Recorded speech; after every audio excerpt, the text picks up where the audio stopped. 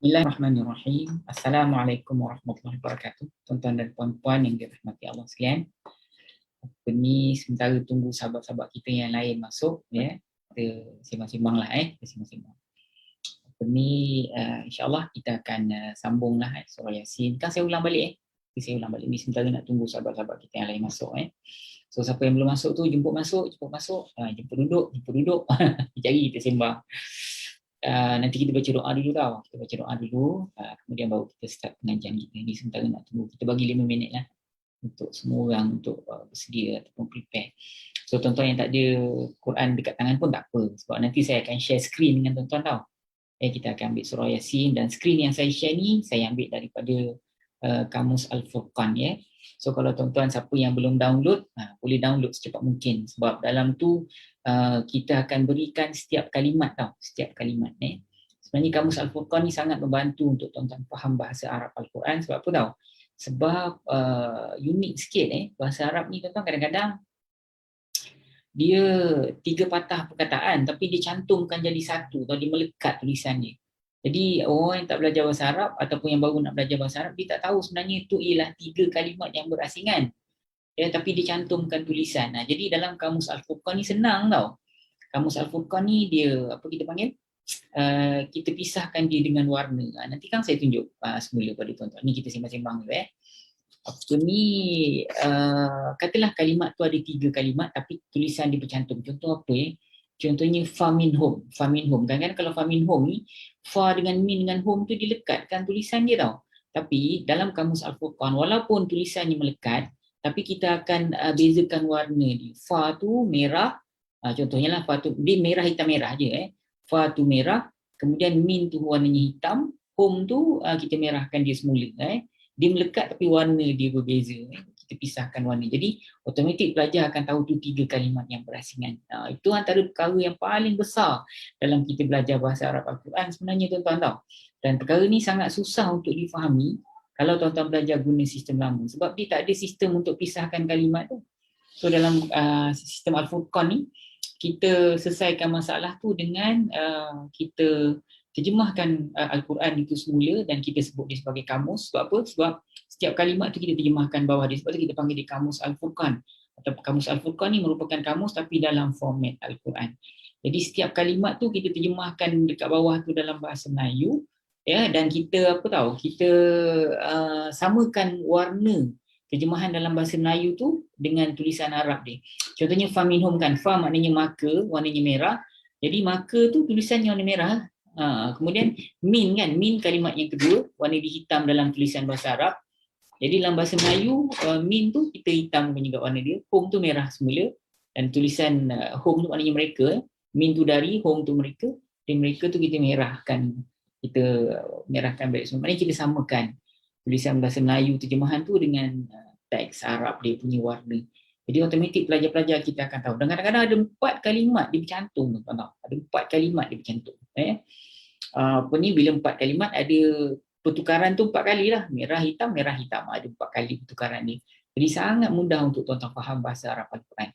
Dan untuk tuan-tuan pisahkan kalimat tu perkara yang paling penting. Sebab tuan-tuan kena tahu tiap kalimat tu di isim ke fa'il ke haraf. Jadi hari ni kita sentuh sikit tapi kita tak dapat nak sentuh banyak sebab dalam ayat yang ketiga surah Yasin ni dia tak ada fa'il tau. Dia cuma ada haraf dengan isim saja. Nanti mungkin kalimat ataupun ayat-ayat berikutnya nanti kita di isim fa'il haraf saya akan fokus lebih sikit pada perkara tersebut. Tapi hari ni kita akan sentuh jugalah sebab itu adalah perkara asas untuk untuk pelajar-pelajar memahami bahasa Arab Al-Quran. So hari ini tuan-tuan kita akan bahaskan ayat yang ketiga daripada surah Yasin ni. Sebenarnya saya simbang-simbang sementara tunggu sahabat-sahabat kita yang lain masuk So tuan-tuan tunggu sebentar, insyaAllah lagi sekejap lagi lah kurang dari 1 minit nanti kita start pengajian kita dan saya akan share screen. Dan yang seronoknya ialah saya dapat share tuan-tuan punya saya dapat share dengan tuan-tuan diagram-diagram yang kita gunakan So tuan-tuan siapa yang yang dah join, so tolong share program ni di FB tuan-tuan masing-masing. Tak kira lah dalam FB tuan-tuan tu ada 20 orang ke 30 orang ke 100 orang ke 1000 orang ke tak kira. Tuan-tuan tolong share. So mudah-mudahan ramailah orang yang dapat manfaat daripada program ni. Sebab pembahasan tentang Nahu ni jarang-jarang sangat ustaz-ustaz rajin nak bincang Jadi hari ini kita punya perbahasan kita termasuklah kita baca, kemudian kita terjemah, kemudian kita tafsir setakat mana yang mampu, berpandukan daripada ayat-ayat ataupun tafsiran-tafsiran yang muktabar ataupun yang clear cut ayat tu maksudnya apa. Kemudian kita akan masuk soal teknikal. So tuan-tuan, kita boleh mula sama-sama kita tadah tangan berdoa, mudah-mudahan Allah memudahkan kita untuk memahami ayat-ayat ini insya-Allah. A'udzubillahi minasyaitonirrajim. Bismillahirrahmanirrahim. Alhamdulillahi rabbil alamin. Assalatu wassalamu ala asyrafil anbiya'i wal mursalin wa ala alihi wa sahbihi ajma'in. Allahumma arhamna bil Qur'an waj'alhu lana imama wa nura wa huda wa rahmah. Allahumma dhakkirna minhu ma nusina وعلمنا منه ما جهلنا وارزقنا تلاوته آناء الليل وأطراف النهار واجعله لنا حجة يا رب العالمين الحمد لله رب العالمين بسم الله الرحمن الرحيم رب اشرح لي صدري ويسر لي أمري واحلل عقدة من لساني يفقه قولي أما بعد. Baik, tuan-tuan dan puan-puan yang dirahmati Allah sekalian, seperti mana yang saya sebut tadi, kita akan gunakan ayat daripada surah Yasin, ayat yang ketiga. Ayat yang ketiga, nanti saya baca dulu, kemudian saya terjemahkan makna dia. Kemudian kita ambil sedikit penafsiran, baru kita masuk hal yang berkaitan dengan teknikal. Baik. Hari ini ayat dia, A'udzubillahi minasyaitonirrajim. Nanti saya besarkan pointer ni. Baik. Sebentar. Okey. Ni ayat dia, ayat ketiga. Innaka laminal mursalin. A'udzubillahi minasyaitonirrajim. Innaka laminal mursalin. Suraqallahul azim. Innaka laminal mursalin. Innaka laminal mursalin. Okey, ni makna dia secara mafhum ialah sesungguhnya engkau benar-benar dari golongan para rasul ataupun golongan rasul-rasul ataupun golongan orang-orang yang diutus, tu maksudnya. Sesungguhnya engkau wahai Muhammad benar-benar daripada golongan para rasul ataupun golongan orang-orang yang diutus. Para rasul lah, Rasul Allah Azza wa Jalla. Ayat ni tentulah kalau kita tengok daripada awal, Yasin wal Quranil Hakim innaka laminal mursalin. Yasin kita dah bahas. Kemudian wal Quranil Hakim. Wa ni saya dah jelaskan pada tuan-tuan ada 5 jenis. Nanti kalau kita jumpa wa lagi saya akan share semula. Demi. Yang ini bukan waw yang maknanya dan, sebaliknya maknanya demi. Demi Al-Quran yang penuh hikmah.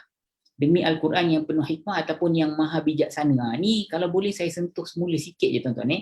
Yang berkenaan dengan penafsiran sebelum kita masuk dekat sini. Sebenarnya Al-Hakim ni maknanya yang penuh hikmah ni ataupun perkataan lain yang sesuai untuk kita terjemahkan ialah Hakim ni sebenarnya bijaksana tau makna dia. Al-Hakim maknanya yang bijaksana. Jadi biasanya tuan-tuan, yang bijaksana ni ialah biasanya kita berikan ataupun kita sebut kepada orang yang hidup ataupun sesuatu yang hidup. Dia ni maha bijaksana. Jadi kalau dia ni sangat bijaksana. Jadi kalau bijaksana ni biasanya untuk benda yang hidup. In fact kalau dalam bahasa Melayu lah, kalau haiwan pun kita tak kata hakim. Kita tak kata hakim. Kalau haiwan kita tak kata bijaksana. Kita kata haiwan ni pandai ataupun bijak je lah. Kalau ada pun haiwan yang sangat bijak, kita suruh buat apa, lompat dia lompat. Kalau selalunya yang bijak pun macam anjing polis bijak. Tapi kita tak panggil dia bijaksana. Bijaksana ialah untuk sesuatu yang hidup. Tapi Al-Quran ni tuan-tuan, Allah Ta'ala sebut dia sebagai Al-Hakim, bijaksana. Seolah-olah Al-Quran ini hidup. Sebenarnya Al-Quran ni memang hidup. Tuan-tuan tahu, dia hidup. Tapi bukan hidup yang dia boleh berjalan, berdiri, berlari. Bukan maksud dia. Hidup ni maksudnya ialah Al-Quran ni penafsiran dia hidup tuan-tuan. Penafsiran dia hidup. Hidup tu maksudnya apa tahu? Hidup tu maksudnya kalau tuan-tuan berada zaman Rasulullah, ayat-ayat Al-Quran itu sesuai untuk orang pada zaman tersebut. Dan kalau tuan-tuan hidup pada zaman sahabat, sesuai pada zaman sahabat. Tabi'in sesuai pada zaman tabi'in.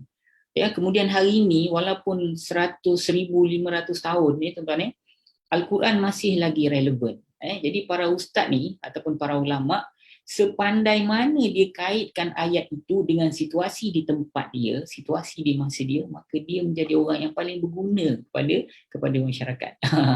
Kita tak boleh macam para ustaz, dia tak boleh semata-mata ambil penafsiran orang 1,000 tahun lepas, orang 500 tahun lepas untuk ditafsir pada hari ini semata-mata. Itu kita jadikan rujukan. Itu memang bagus untuk jadikan rujukan. Tapi walau bagaimanapun, 500 tahun lepas, itu 500 tahun lepas punya keadaan. Cubaan, ujian pada zaman tu berbeza dengan zaman hari ini. Manalah ada 500 tahun lepas orang boleh buka internet, anak-anak muda boleh tengok benda-benda tak elok dekat lampu, dulu tak ada kan. Lepas tu hari ni kita punya perkembangan ilmu sangat pesat tuan-tuan. Orang boleh dapat ilmu dengan sekelip mata, betul. Kalau dulu masa zaman kita muda-muda, saya balik belajar dulu kan. Jadi kalau misal kata saya nak dapat sesuatu maklumat tentang hadis itu sahih ke, hadis itu dhaif ke, jadi kita kena refer kitab ataupun referkan kawan kita. Dulu kita ada telefon lah, Jadi kadang-kadang kita tanya telefon, kita call kawan kita, tanya yang lebih ada kepakaran dan sebagainya lah. Tapi hari ni tak ada, tuan-tuan klik dengan jari, tuan-tuan boleh dapat maklumat. Orang nak masak apa saja masakan, tuan-tuan tak kaya, tuan-tuan klik lah. Ataupun petua-petua dalam masakan, contohnya macam tak nak bagi ikan goreng melekat dengan kuali, semua ada tuan-tuan. Jadi perkembangan ilmu tu sangat pesat. Saya nak bagi tahu tuan-tuan, sebenarnya cabaran zaman 500 tahun lepas tak sama dengan cabaran hari ini. Jadi ayat Al-Quran ni dia punya special dia sesuai untuk penafsiran orang zaman dulu, kemudian zaman sekarang dan sampai hari kiamat pun Al-Quran itu tetap relevan. Jadi sebab tu Al-Quran ni dia seolah-olah hidup, tuan-tuan.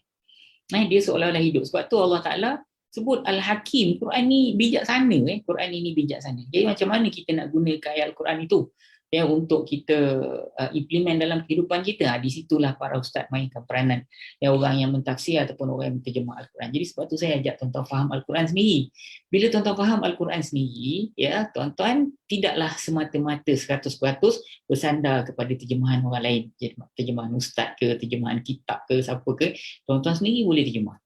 Jadi kalau tuan-tuan rasa tuan-tuan tak tahu, baru buka kitab-kitab orang ataupun buka terjemahan orang lain.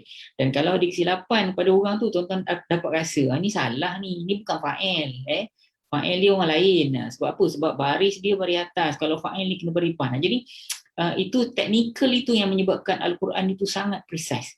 Jadi mungkin kerana itulah Allah Ta'ala memilih bahasa Arab ini sebenarnya untuk diturunkan Al-Quran tersebut, sebab dia punya ketepatan itu susah nak ditanding oleh bahasa-bahasa yang lain. Okey tuan-tuan, kita balik dekat ayat kita, kita tengok, kita boleh kongsi macam-macam benda dekat dalam konteks ayat ni tuan-tuan. Tuan-tuan siapa yang belum share, tuan-tuan tolong share tau. Tuan-tuan tolong share. Dan tuan-tuan kalau tuan-tuan nak tanya soalan, tuan-tuan terus tanya saja dengan saya. Nanti saya boleh terus jawab dekat melalui komen tu, nanti insya-Allah saya boleh terus respon insya-Allah. Okey. Tuan-tuan tengok ni, innaka laminal mursalin. Sekali lagi saya terjemahkan. Lepas tu kita tengok penafsiran di sikit, kemudian kita masuk hal teknikal. Yasin wal Quranil Hakim, demi Quran yang bijaksana ataupun demi Al-Quran yang penuh dengan hikmah. Innaka laminal mursalin, sesungguhnya engkau benar-benar dari orang-orang yang diutus, ataupun sesungguhnya engkau adalah benar-benar daripada golongan para rasul. Okey. Tuan-tuan tengok innaka laminal mursalin. Okey, kalimat yang pertama yang tuan-tuan jumpa dekat dalam ni ialah inna, inna, sesungguhnya. Ini kalimat isim ke fi'il ke haraf, kejap lagi saya bahaskan.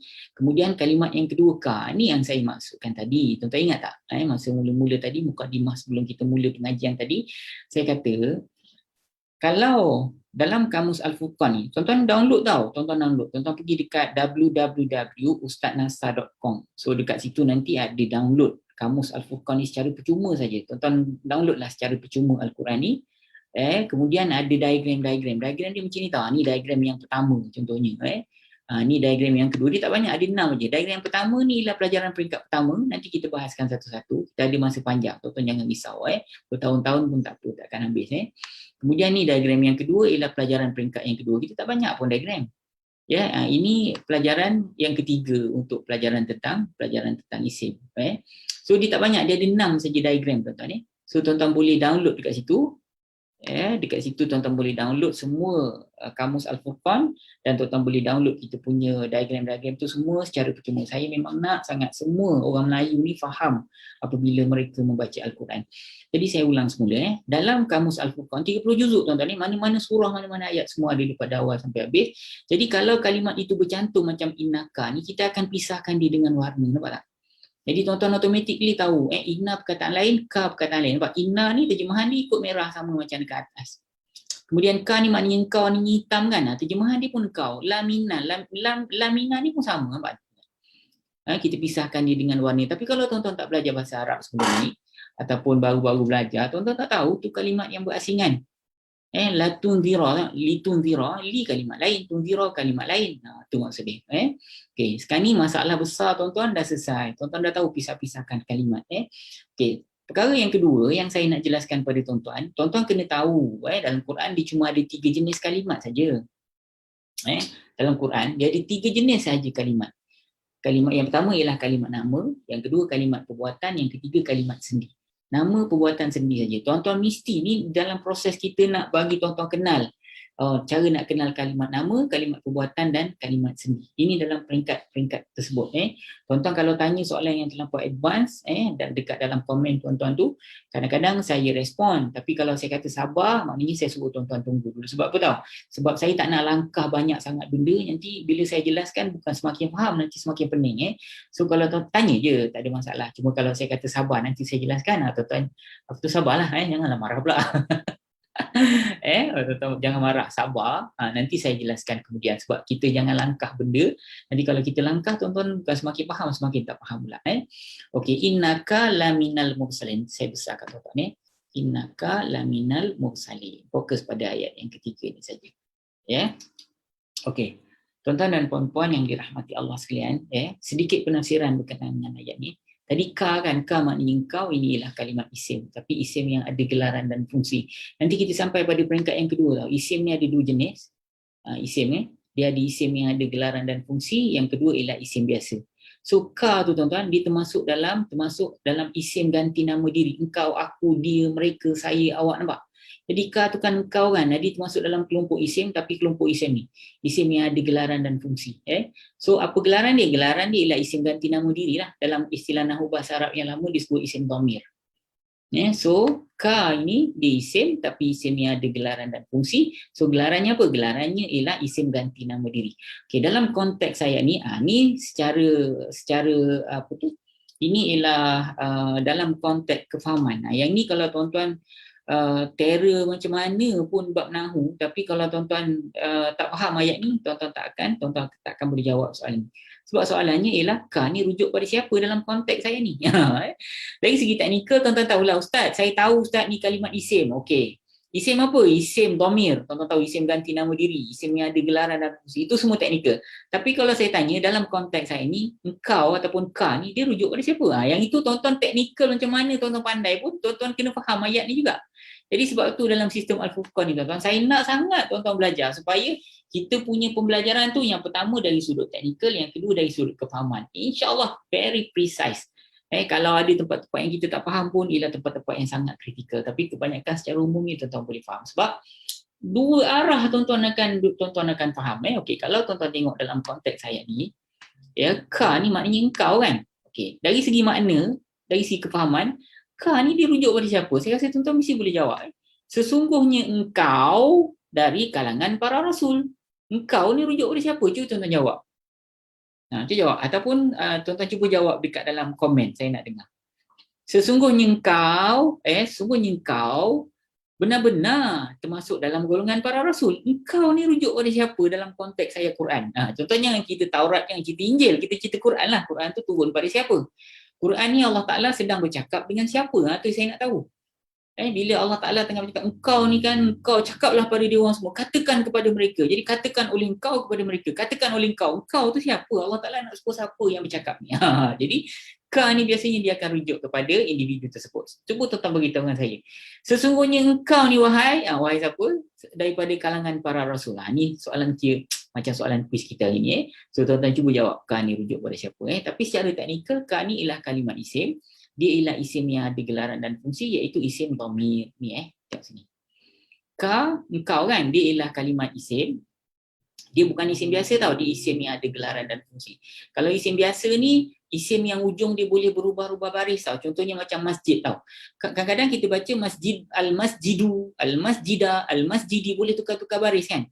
Ataupun Allahu, Allahi, Allaha, ataupun kitabu, kitabi, kitab, kebanyakan banyak kalimat-kalimat Al-Quran itu, dia juga merupakan kalimat isim biasa, iaitu baris hujung dia boleh diubah-ubah.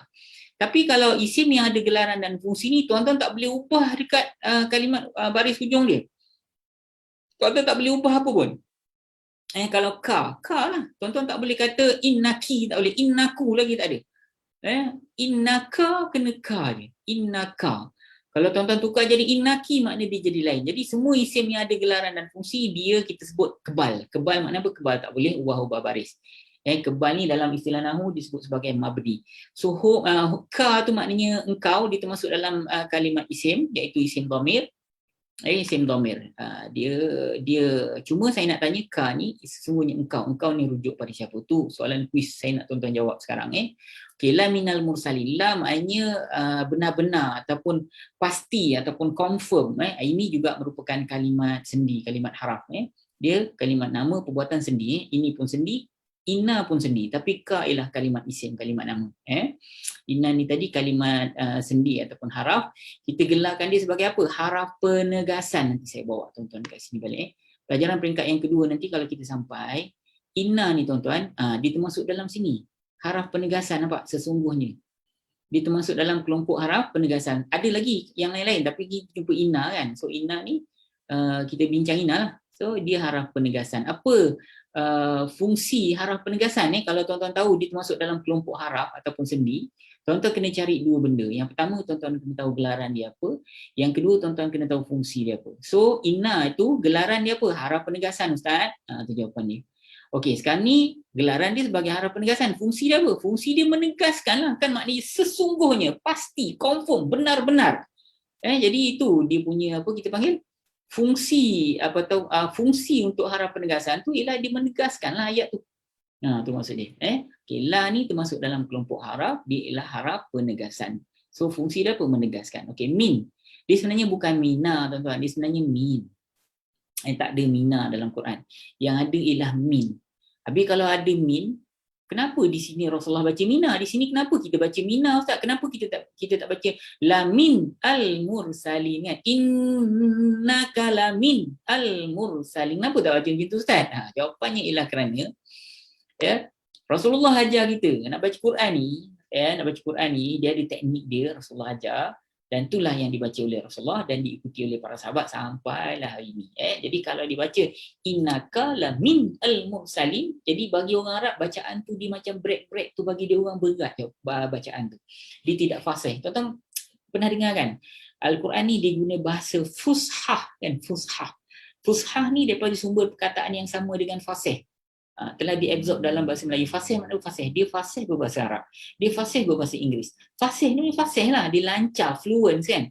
Jadi kalau min itu, tuan-tuan matikan dia, min al-mursalin. Bagi orang Arab, bacaan itu tidak fasih. Dia tidak fluent, dia tidak lancar. Dia macam ada break-break kat situ. Mungkin bagi sesetengah orang, bagi orang Melayu, mungkin benda itu tak adalah berat bagi kita nak sebut kan. Tapi bagi orang Arab tu agak berat. Jadi Rasulullah nak lancarkan bacaan tu. Innaka la minal mursalin. Jangan baca min al kan. Min al kan dia macam break-break kan. Jangan Rasulullah ajar baca minal mursalin minal mursalin. Balik ke ayat kita balik tuan-tuan ya. Alright. So ni ialah kalimat haraf. Okey, kalau tuan-tuan tahu di haraf gelaran dia apa, nanti kita tengok kat sini. Okey Ustaz, saya tahu min tu ialah merupakan kalimat haraf kat sini kan, haraf kan. Okey, kalau haraf apa gelaran dan fungsi dia, cuba dicari. Dia dekat nombor 2 ni tuan-tuan, min. Yang first nampak ni, min. Min maknanya dari kan. So ini adalah kalimat haraf, kita masukkan dia dalam kelompok haraf jar. Haraf jar. Jar ni maknanya baris bawah atau sebenarnya. Jadi kalau kita tanya kenapa Ustaz panggil dia haraf jar? Kenapa Ustaz panggil dia haraf baris bawah? Ada sebab dia. Nanti sampai masa Ustaz jelaskan. So hari ni Ustaz tuan-tuan kenal min ni termasuk dalam kelompok haraf jar. Okey Ustaz, selain pada min apa lagi yang termasuk dalam geng-geng dia haraf jar ni? Okey, nanti kita tengok balik. Balik. Ni geng-geng dia nampak ni. Ila kan, banyak kita jumpa ila. Ila maknanya kepada, bi maknanya dengan kan, banyak kita jumpa bi maknanya dengan. Fi ni semua geng-geng dia ni tuan-tuan. Ini yang paling selalu tuan-tuan jumpa dalam Quran. Tiap-tiap muka surat confirm ada. Confirm ada min, ila, bi, fi, betul tak? Boleh kata tiap-tiap muka surat boleh kata ada. Kadang-kadang bukan sekadar ada, malah disebut banyak-banyak kali. Min, ila, bi, fi, ala, ka ni maknanya seperti li atau untuk, ni pun banyak ni, li atau la ni. So ini memang banyak sekali kita jumpa dekat dalam Al-Quran. So dia termasuk dalam kelompok haraf jar, ataupun huruf jar. Huruf ni tuan-tuan, huruf jar ataupun haraf jar. Huruf tu jamak tau sebenarnya. Huruf tu maknanya haraf-haraf. Kalau haraf ni dia punya singular ni, huruf tu plural. Tapi saya memang tak gunalah perkataan huruf. Sebab kalau saya guna perkataan huruf, saya ajar kat orang Melayu, nanti orang Melayu akan keliru sebab dia sangka huruf ni huruf alif, ba, ta, tha. Jadi tu dia pening. So kita guna haraf senang. Okey. So min ditukar jadi dia asalnya mina, dia jadi min saja. Tu geng-geng dia tadi tuan-tuan. Okey. Innaka laminal mursalin. Okey tuan-tuan, tuan-tuan tengok al-mursalina ini, al-mursalina ini. Okey, al-mursalina ni tuan-tuan. Ya. Tuan-tuan dah share ke belum ni program kita ni? Tuan-tuan tolong share dekat dalam tuan-tuan punya FB ramai-ramai tuan-tuan. Tolong saya untuk sebarkan Al-Quran supaya ramai kawan-kawan tuan-tuan di apa tu? Di anggota friends tuan-tuan tu, dia orang semua faham Al-Quran macam tuan-tuan, insya-Allah. Okay, Al-Mursali ni maknanya orang-orang yang diutus ataupun rasul-rasul ataupun kadang-kadang para rasul. So ni ialah kalimat jamak tuan-tuan, kalimat jamak. Ini merupakan kalimat isim. Tanda isim dekat sini ialah alif lam. Tanda isim dekat sini ialah alif lam. Tuan-tuan tengok dekat sini. Dalam Quran dia cuma ada 3 ni, diagram yang pertama kalau tuan-tuan download ni. Tuan-tuan tengok sebentar. Okey. Ini peringkat yang pertama pengajian tuan-tuan. Perkara pertama yang tuan-tuan dijelaskan ialah dalam Quran ada 3 jenis kalimat saja. Sama ada kalimat itu merupakan kalimat isim. Kalau bukan isim, dia merupakan kalimat fi'il. Kalau bukan isim dan fi'il, dia merupakan kalimat haraf ataupun sendi, nama, perbuatan sendi. Jadi kalau kalimat isim ni, tuan-tuan boleh kenal selain daripada makna dia. Saya pernah jelaskan, tuan-tuan buka video sebelum ni. Pertemuan kita sebelum ni saya ada jelaskan tentang panjang lebar sikit lah tentang isim ni. So selain daripada makna dia, rasul kan orang, so dia ialah merupakan kalimat naus ataupun isim. Tapi dari segi teknikal dia ada juga Allah Ta'ala bantu kita tuan-tuan. Yang pertama kalau di pangkal kalimat tu ada al, maknanya kalimat tu kalimat isim lah. Saya besarkan sikit ni. Di pangkal kalimat tu ada al, maka kalimat tu kalimat isim lah. Kalau tak ada al, di ujung dia mungkin ada tanwin. Ini salah satu tanda ni dipilih. Okay, tanda yang ketiga apa Ustaz? Tanda yang ketiga kalau hujung dia ada baris bawah. Jadi kalau hujung dia ada baris bawah, maka kalimat itu merupakan kalimat isim juga. So kalau tuan-tuan belajar dengan Al-Furqan, kita akan ajar benda ini dengan terperinci dari awal lah. Dari awal, nanti saya patah balik dekat ayat kita. So kalau tuan-tuan tengok, Al-Mursalina ni nampak tak alif lam di pangkal ya, jadi automatik tuan-tuan tahu Ustaz, dari segi makna kita tahu rasul-rasul atau orang-orang yang diutus. Bukan orang-orang yang buat kerja mengutus orang, ni orang yang kena utus. Orang-orang nabi-nabi itu sendiri ataupun rasul-rasul itu sendiri. Jadi ini merupakan kalimat isim Ustaz. So dari segi teknikal mana tanda yang menunjukkan kalimat ni kalimat isim? So dari segi teknikal ada al di pangkal kalimat ni, nampak ni? Ada al di pangkal kalimat. Ini yang menunjukkan kalimat ini ialah kalimat nama ataupun kalimat isim.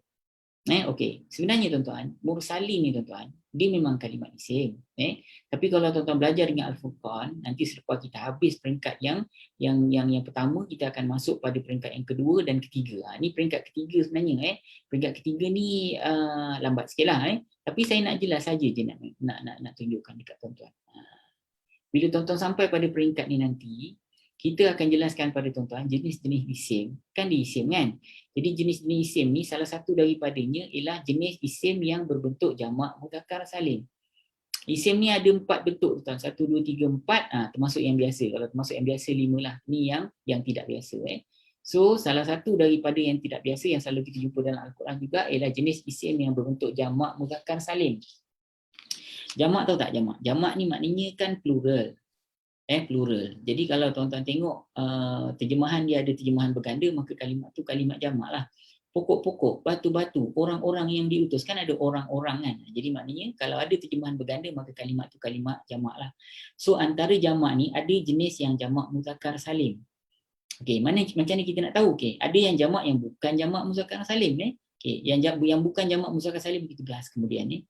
Jenis yang isim jamak mudzakkar salim ni tuan-tuan, di hujung dia ada penambahan una ataupun ina tau. Dengar saya pemudahkan. Mudah-mudahan tuan-tuan sekarang faham. Kalau tuan-tuan tengok dekat dalam Al-Quran, tuan-tuan jumpa kalimat muslimina. orang-orang Islam kan, orang-orang beriman, muslimin, orang-orang beriman kan. Orang Islam ni muslimina tu jamak muzakkar salim lah. Sebab apa? Sebab dia boleh muslimina muslimuna, kafirina kafiruna, jamak muzakkar salim juga. Mukminina mukminuna, itu jamak muzakkar salim juga.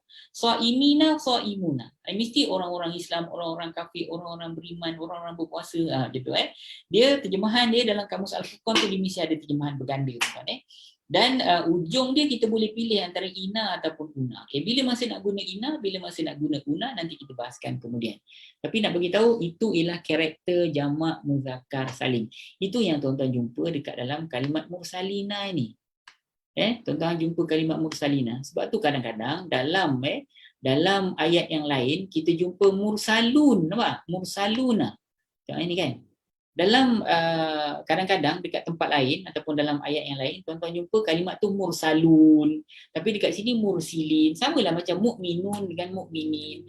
Ada kalanya Allah pilih ina, ada kalanya Allah pilih una, tapi di sini Allah pilih ina.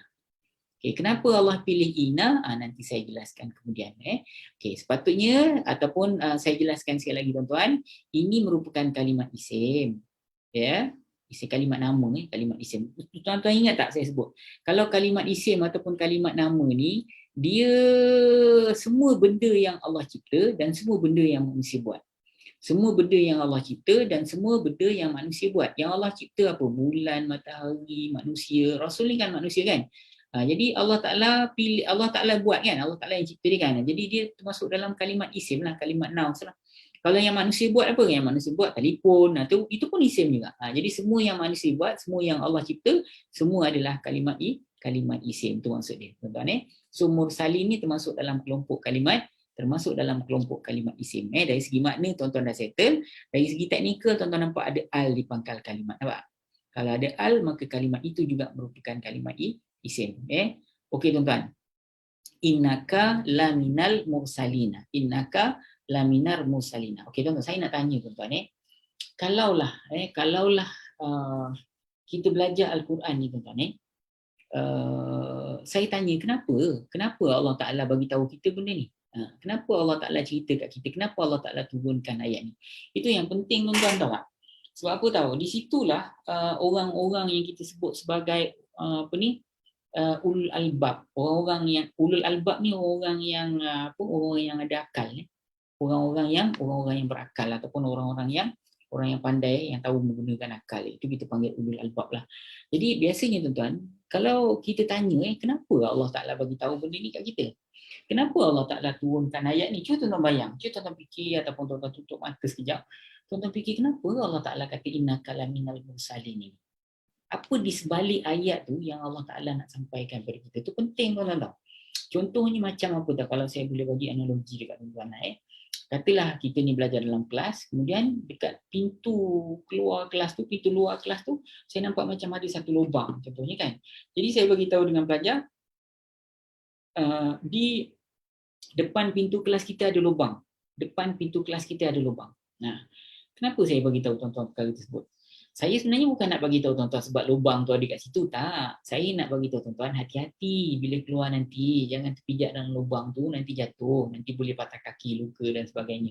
Itu sebabnya saya bagi tahu dekat luar tu ada lubang. Jadi bila Allah Subhanahu Wa Taala dia bagi satu-satu maklumat, dia mesti ada sebab dia kenapa Allah Taala bagi tahu kat kita perkara tersebut. Kenapa Allah Taala bagi tahu kita perkara tersebut? Macam mana? Banyak contoh lah, tuan-tuan boleh bagi contoh dengan anak-anak dan sebagainya. Contohnya macam mak dia bagi tahu, hari ni mak masak ayam goreng. Okay, hari ni mak masak ayam goreng. Bukannya dia nak bagi tahu dia masak ayam goreng. Dia kata nanti pergi makan, nanti makan buka turun saji dekat situ mak dah masak. Antara masakan mak ialah ayam goreng, kau makan tau. Bukan nak bagi tahu pasal ayam goreng sangat nak suruh kau makan lepas ni, itu maksud dia. Jadi bila Allah Ta'ala sampaikan sesuatu pada kita dalam ayat Al-Quran, tuan-tuan, dia mesti ada sebab dia, tuan. Kenapa Allah Ta'ala bagi tahu ayat tu? Innaka laminal mursalin. Kan kita baca kan? Rasulullah kan dah tak ada kan? Ayat Quran ni sebenarnya untuk kita sekarang tau. Jadi bila Allah kata innaka laminal mursalin, sesungguhnya engkau dari kalangan para rasul. Kenapa sebenarnya Allah Ta'ala bagi tahu kat kita? kita perkara tersebut. Apa yang Allah Ta'ala nak daripada ayat ni? Apa yang Allah Ta'ala nak kita ambil pelajaran daripada innaka laminal mursalin? Apa dia tuan-tuan? Cuba tuan-tuan bayar. Cuba tuan-tuan jawab. Dan di sini tak ada jawapan yang salah dan tak ada jawapan yang betul. Kadang-kadang pelajar-pelajar saya biasanya dia boleh bagi jawapan yang jauh lebih baik daripada ustaz di sini lah. Biasanya memang itulah. Tuan-tuan, saya bukannya reti sangat pun. Tapi pelajar-pelajar biasanya dia boleh bagi tahu dengan saya, Ustaz, ayat ni turun sebab ni. Cuma kerja saya kat dalam kelas tu biasanya saya akan pastikan apa yang dia cakap tu tak lari daripada ayat. Innaka laminal mursalin, tiba-tiba tuan-tuan kata, Ustaz, Allah Ta'ala nak kita, contohnya macam nak kita apabila kita makan gunakan tangan kanan. Taklah, tu jauh no lah. Tapi dalam konteks ayat yang diturunkan oleh Allah Subhanahu Wa Ta'ala tu, dia mesti ada sebab. Cuba tuan-tuan, ataupun kalau tuan-tuan nak saya bagi satu contoh, nak bagi satu contoh, innaka laminal mursalin, sesungguhnya engkau adalah di kalangan para rasul. Kalau tuan-tuan nak contoh macam ni, katalah hari ni saya sebagai guru dalam kelas contohnya, tiba-tiba saya ambil satu orang budak nama Ahmad, saya bawa dia ke depan, saya kata, okey, ini adalah ketua kelas kita. Ini adalah ketua kelas kita. Kenapa saya cakap macam tu pada tuan-tuan? Tujuannya ialah supaya semua orang dengar cakap dia ni. Nampak tak?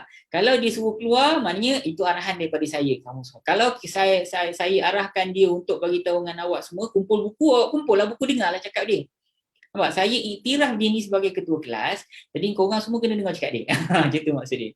Jadi kalau Allah Subhanahu Wa Ta'ala dia declare dalam Al-Quran, ini rasul aku. Ini ialah rasul aku. Muhammad ini adalah rasul, ini ialah rasul aku. Jadi tujuannya apa? Tujuannya supaya Allah mengiktiraf Nabi Muhammad SAW ini adalah rasul yang diutus oleh dia sendiri. Jadi apa yang dicakap ikutlah, apa yang dilarang tinggalkan, jangan buat. Sebab dia ini adalah wakil aku untuk menyampaikan perintah aku. Rasul aku, aku mewakilkan dia sebagai pembawa risalah aku. Maksudnya gitu. Jadi apa dicakap kena dengar. Apa dilarang jangan buat. Sebab apa yang dicakap, yang disuruh tu sebenarnya arahan daripada aku. Apa yang dilarang tu sebenarnya ialah larangan daripada aku. Sebab apa? Dia ni adalah wakil aku. Sama dalam konteks kita dekat dalam kelas tadi. Jadi kalau Allah Ta'ala kata innaka laminal mursalin, sesungguhnya engkau ni Muhammad adalah salah seorang daripada rasul-rasul yang telah aku pilih untuk menjadi pembawa risalah aku di muka bumi. Tujuannya apa? Tujuannya supaya apa yang disuruh kita buatlah, apa yang dilarang kita tinggalkanlah. Nampak? Kalaulah Allah Subhanahu Wa Ta'ala tidak declare yang Rasulullah itu sebagai rasul dia dekat muka bumi, semua orang boleh cakap, aku rasul. Kan kita ada macam-macam rasul Melayu lah ada, rasul Cina lah ada, rasul India semua ada. Jadi kalau zaman Rasulullah pun ada yang mengaku jadi rasul. Tapi masalahnya siapa? Di mana bukti yang engkau ni telah dipilih menjadi seorang rasul? Engkau tidak dipilih menjadi seorang rasul. Jadi ayat Al-Quran ini ialah declaration tau, yang Rasulullah itu sebagai seorang rasul. Jadi ada dua benda lah tuan-tuan. Yang pertama sekali yang saya sebut tadilah, semua dia cakap kau kena ikut sebab dia adalah wakil yang membawa risalah Allah dekat atas muka bumi. Yang pertama. Yang keduanya, ini ialah declaration. Jadi tak ada siapa boleh query, betul ke Muhammad ni rasul? Betul ke Muhammad ni ialah yang dipilih oleh Allah? Tak percaya tengok baca ayat surah Yasin ayat 3. Ini adalah declaration daripada Allah Subhanahu Wa Ta'ala yang menunjukkan benar Muhammad ini telah dipilih oleh Allah Azza wa Jalla sebagai Rasulullah sallallahu alaihi wasallam. Contohnya macam katalah kita ni macam mana dalam sebuah negara tuan-tuan, dalam sebuah negara, kemudian katalah saya ni nak pilih seorang menteri pelajaran ke menteri, katalah menteri pelajaran So saya nak pilih dia ni sebagai menteri pelajaran, saya kena bagi watikah pelantikan dia tuan-tuan. Sama macam kalau orang nak jadi Perdana Menteri, Agong akan bagi watikah pelantikan. Kalau Agong tak bagi watikah pelantikan, dia mengaku-ngaku sendiri, semua orang kat kedai kopi boleh ngaku, akulah Perdana Menteri, akulah Menteri Penerangan, akulah Menteri Pendidikan, akulah Menteri. Sekarang ni masalah dia, apa bukti yang kau ni adalah menteri? Apa watikah pelantikan yang kau ada? Mana bukti? Sekarang ni Allah Subhanahu Wa Ta'ala memberi watikah kepada Rasulullah itu dalam Al-Quran itu sendiri. Faham tak tuan? So ada dua. Kalau tuan-tuan masuk dalam kelompok ulul albab, tuan-tuan boleh fikir kenapa Allah Ta'ala bagi tahu kita ayat ni. So apa yang saya boleh fikir dengan otak saya yang kecil ni ialah ada dua benda lah. Yang pertama ialah itu untuk declare bahawasanya aku lantik Muhammad ini sebagai rasul aku. Itu yang pertama. Yang rasul aku tu rasul Allah lah. Yang kedua ialah dia ni aku telah lantik menjadi rasul aku. Jadi apa? Jadi pembawa risalah aku kata Allah. Jadi ikut dia. Ikut dia. Apa dia suruh kau buat? Apa dilarang kau tinggalkan. Sebab apa yang disuruh dan dilarang tu semua adalah perintah dari aku. Macam itulah tuan-tuan. Innaka laminal mursalin. Jadi nanti tuan-tuan dalam pertemuan-pertemuan kita akan datang benda-benda yang berkaitan dengan penyebab kenapa Allah Taala bagi tahu benda ni. Kenapa Allah Taala bagi tahu kat kita ayat ni. Jadi benda tu kita akan bahaskan juga nanti di samping perkara teknikal, perbahasan dari sudut terjemahan dan dari sudut makna. Itu adalah benda-benda yang kita akan kupas dan kita akan bermewah-mewah dengan ayat Al-Quran. Tuan-tuan dah share ke belum ni tuan-tuan? Tolong saya share lah tuan-tuan supaya ramai orang yang dapat pelajaran. Tapi kalau tuan-tuan nak belajar dari awal secara detail, tuan-tuan pergi dekat tuan-tuan tulis saya berminat dan hantar ke 019-5119-5119 saya berminat. WhatsApp kat situ. Nanti admin akan bantu tuan-tuan. So selain daripada tu tuan-tuan boleh share dan like kalau tuan-tuan rajin nak like lah. Kalau sudi bukan kalau sudi like. Lepas tu tuan-tuan komen tadi jawapan saya innaka, sesungguhnya engkau adalah daripada kalangan para mursalin. Sesungguhnya engkau tu sebenarnya rujuk pada siapa? Saya nak tengok tuan-tuan jawab. So okey, terima kasih atas perhatian. Nanti kita jumpa lagi pada pertemuan kita akan datang insya-Allah. Assalamualaikum warahmatullahi wabarakatuh.